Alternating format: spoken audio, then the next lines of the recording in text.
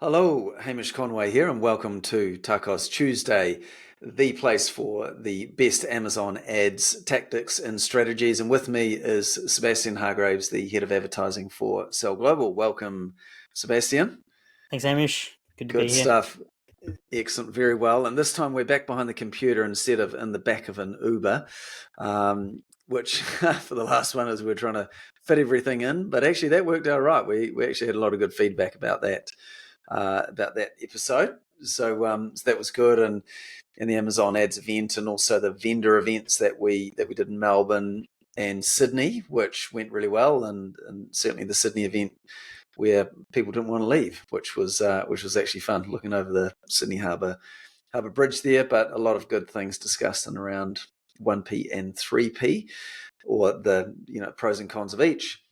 But anyway, so here we are again, and as we are racing towards the end of the year, and we want to share with you, obviously last week we went through looking at what Amazon was suggesting for a brand to do through November, December, and Seb giving his take on it. And today's episode is a little bit more specific. We're talking about Amazon ad placement modifiers, and why you want to be paying attention to this, particularly as we come into the deal periods, or these tentpole events that are really important. So might not be as long, this one here, but it's going to be really important for you to pay attention to. So, all right, so let's have a look at this, Seb. Amazon ad placement modifiers, what are they? And when do we use them, and why is this a good idea? So a few questions all at once, but what are they for a start? Yeah, cool. Yeah, so I think placement modifiers are probably one of the most confusing parts of Amazon. You think that once you've got your campaigns and your bids and everything organized, that you're sort of sorted, but then you realize there's this whole other beast behind the scenes, and it's called placement modifiers. And so these are modifiers or placement modifiers, as they say, where you can prioritize certain positions or placements or advertising slots on Amazon, and that's why they got given the name placement modifiers. There's three specific placement modifiers, and the first is top of search. The second is what they call rest of search, and the third is product pages. And so top of search is, as the name suggests, top of search placements. Now, to define exactly what I mean by top of search, I mean on Amazon for a desktop, this will be the first 4 placements that you see when you type in a search result. For a mobile, it'll be about the first 2. That's generally the case. Obviously, different categories, sometimes it changes. The rest of search will be basically all of the placements that are underneath that top bit that you saw. So if you go search, and sorry, Seb, just to be crystal clear, this is for sponsored products only. It's not sponsored brands headlines or sponsored brand video. Just sponsored products, correct? Yeah, you can have top of search placements for sponsored brand, but yeah, what I'm talking about today is just around the sponsored products. Okay, right. Yeah, just to clarify that. So sorry, I put you off there on the explanation. No, all good. So rest of search is, so when Hamish is talking about that, the first ad you'll probably see will be a sponsored brand ad. We're talking about sponsored product ads. They're the ones that look very similar to an organic listing. So generally there'll be 4, and they will be the top search on a desktop. Mobile will be the top 2. And then you'll get into some organic results, and then the rest of the placements will be what they call rest of search. So basically everything below that first area of search results. So that's rest of search. The final one is what they call product pages. Now, product pages, it doesn't show up on search. It shows up on if you were to click on one of the listings and go to the product detail page, it would show up there inside the product detail page of a competitor or of your own ASINs. So they're the 3 main areas. So top of search, rest of search, and product pages. Okay. Good. All right. So we know where they are, but now we're talking about the ad placements. But when would you use the placement modifiers? Like, explain what is a modifier and how do we use that, or when? Yeah. So top of search. I mean, You would use them when you're getting the best performance, really, at the end of the day. So whichever placement's giving you the best performance is what you want to do more of. Now, that will change depending on what is happening. For example, you might find that top of search placements work the best for you up until one of your competitors runs a deal or a lightning deal or a coupon or a discount, or they improve their offering some way, shape, or form. And then your conversion rate might drop, and then top of search maybe doesn't perform for you as well as it once did, in which case you might not focus on top of search.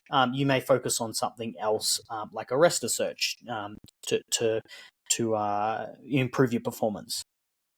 The other times that you'd use a top of search is if you were running your own deal. You'd want to get maximum visibility, and top of search generally is where you're going to get that maximum visibility for your product. So that's going to improve that overall piece. The last piece for why you would use top of search is to improve your organic ranking. So top of search has the biggest impact that we have seen from our data on organic ranking. So using top of search to improve conversion rate, that will boost your organic ranking, which is what ends up getting you those free sales. Yeah. Okay.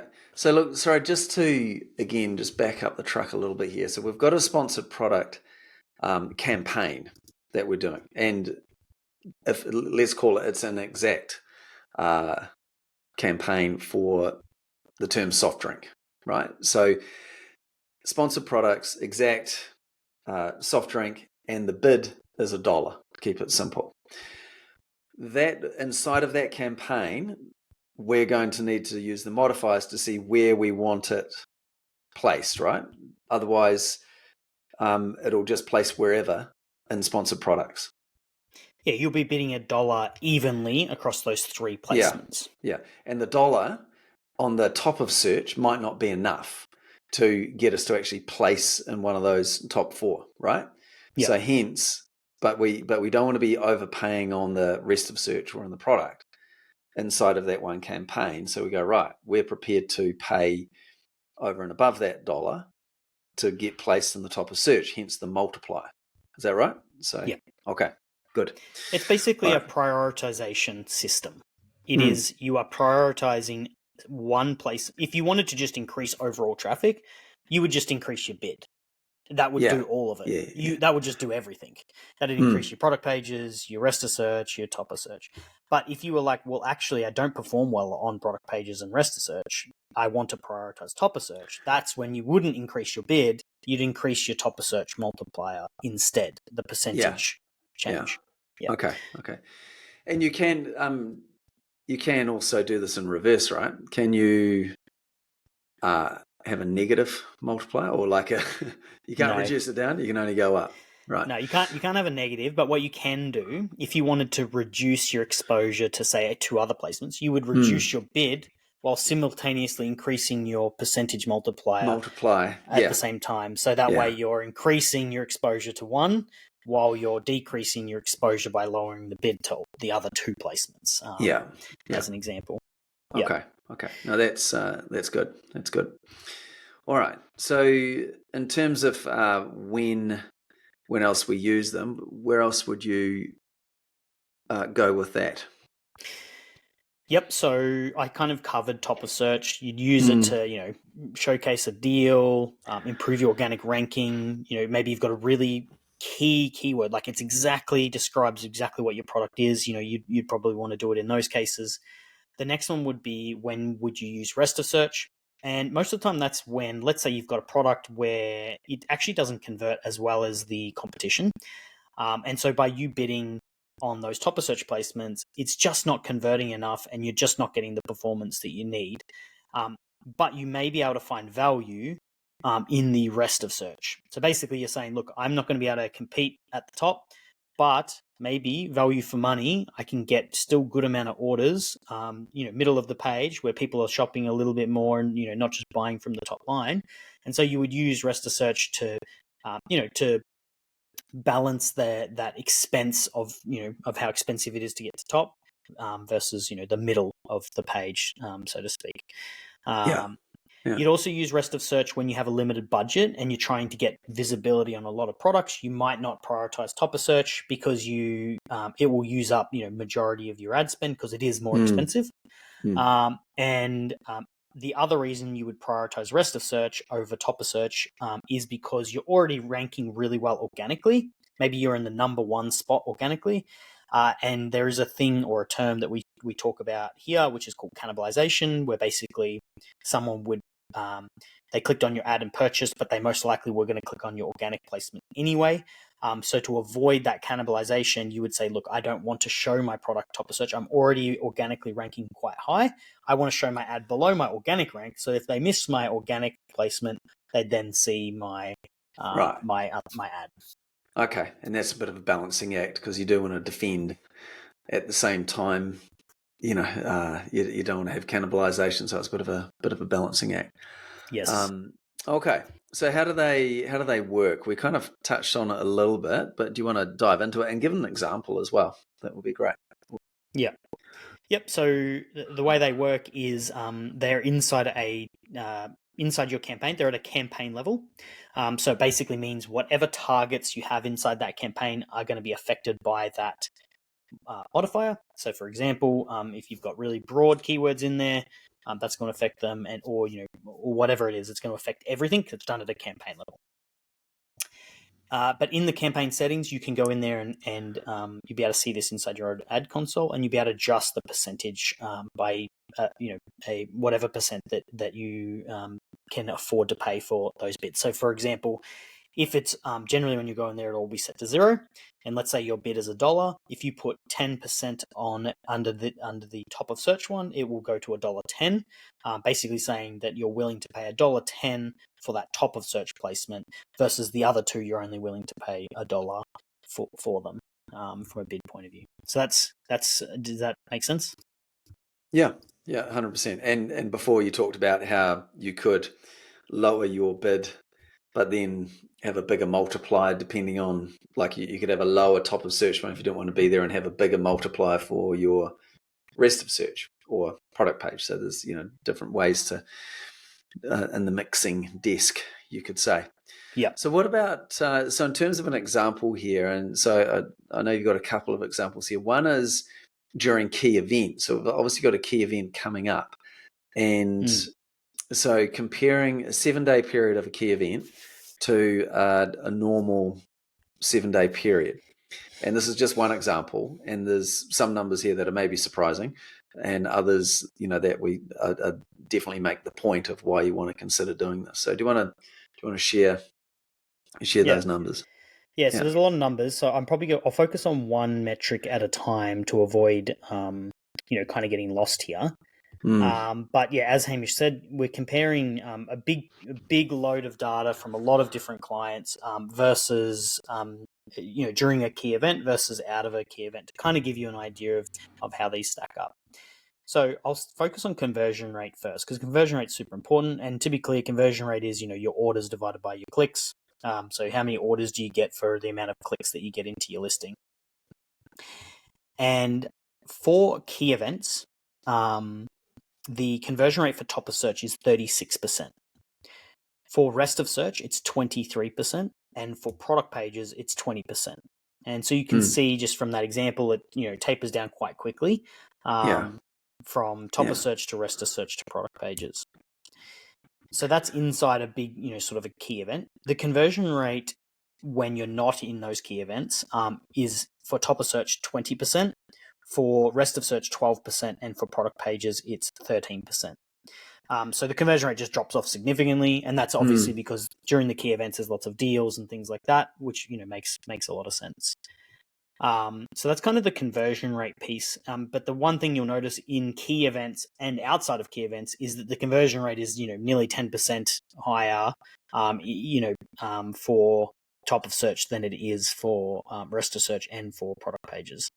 Yeah, it was 16% and 11%. So meaningful, right? Through those periods. But obviously top of search converts better across the board, right? So hence you go, well, that would be a reason to spend more on getting your ads into the top of search. Yeah. obviously, but obviously the click cost is higher, though. That's right. Yeah. So maybe. Yeah, so on that point, the click cost, which we call CPC, which is your clicks divided by your ad spend, or maybe the other way around, ad spend divided by clicks. But your CPC is much higher. So and CPC is just every time someone clicked, how much did it averagely cost me for that click that I got into my listing? So I'll go through those again. So $1.36 at top of search, 93 cents for rest of search, and 76 cents for product pages. So that's a good example of what I was saying before, where $1.36, depending on what your conversion rate is, it may just not be justifiable at $1.36. But 93 cents, you might be able to get some value out of that, and make and grow profitably, right? With that. And then product pages is 76 cents, but obviously, less conversion rate on the product page. Yes, because usually not always, but that product page could be on your own other products, or it could be on competing products. That's right. As well. Yep. Okay. So, and from a ROAS point of view, it's actually pretty consistent, really. And also, can I just double check? So these are averages across a number of accounts that you've just aggregated. Yeah, or is that's this right. from? Yeah. Okay. Yeah. So we do have some some big brands that work for us, which I think boosts those numbers. I think traditionally what you'll see in your own account is rest of search and product pages will most likely have a lower ROAS. Not always, like I said, if the product doesn't have a strong conversion rate and you try and force that top of search piece, generally you might find the ROAS is actually better on the rest of search and product pages. So, but if you have a really good product and it stacks up well within the category and against your competition, you'll mostly find that the top of search will be your better ROAS turning. Yeah. Okay. And then, all right. And then, so the interesting thing was outside of that period, a lot of the click cost was the same. It was less, obviously, like it does cost more during key events. But I think, so that gives us a good indication there of top of search, rest of search, product page, conversion rates obviously decreasing, click cost decreasing, and that gives you some of that flexibility depending on who your competition is, right? If you've got really strong competition who's spending a lot of money on top of search and brand, then playing rest of search and product page can actually be a smart idea. Like I know you've mentioned that if you had Lego, for example, that was spending a whole lot to dominate the page and around toys, for want of a better term, you could be targeting that product page or their product pages there and cost effectively piggybacking off all the traffic that they're driving to that. So that's one way of looking at it. Yeah, we didn't really touch on the product page placement, but basically what you mentioned just then is exactly when you would use it.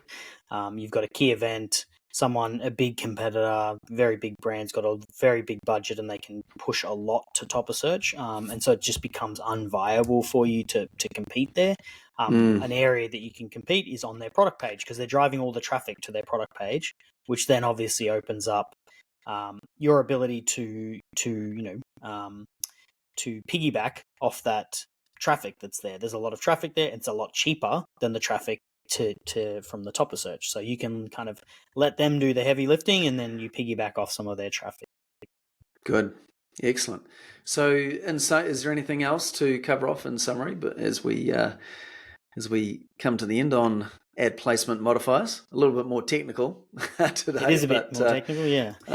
Anything to summarize? I think just maybe quickly on the sponsored brand piece. The sponsored brand's slightly different. There is a setting inside. So it's different in the sense that your bid is actually generally set for top of search, and you actually are reducing the other two placements. So you're talking about a negative placement modifier. Sponsored brand kind of operates like that. So it's a little bit different to the way sponsored products works. So that's just something to bear in mind. I won't go through it now, but maybe we'll do another episode just on the sponsored brand placement pieces because it is slightly different to sponsored products. Okay. Oh, very good. Well, look, I hope you enjoyed that. And if you would like Sebastian to have a look at your Amazon ads performance and identify for you opportunities to be more effective and efficient with your ad spend, then go to gosellglobal.com. Look at services management for Amazon ads. Weirdly, we couldn't call it Amazon ads management because part of the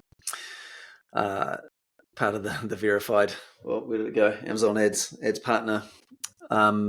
We had to use that language. Very strange. Anyway, go there, look at services, then you can book a call with Sebastian. And as we, get through this period here, where it is a high traffic and there's so much learning that you can take out of this period here to really apply it into your ad structure, to really have you take advantage of this and come January, February, March, and all of 2025, and even really gearing up for the other key periods as well in July and next year. So it's a really valuable opportunity here to have someone who is super experienced look at your ads performance, and really makes a huge difference. And as we said, we will get some people on and get them talking about what they uncovered from their ads audit and the changes that came through. We'll add that into some other episodes.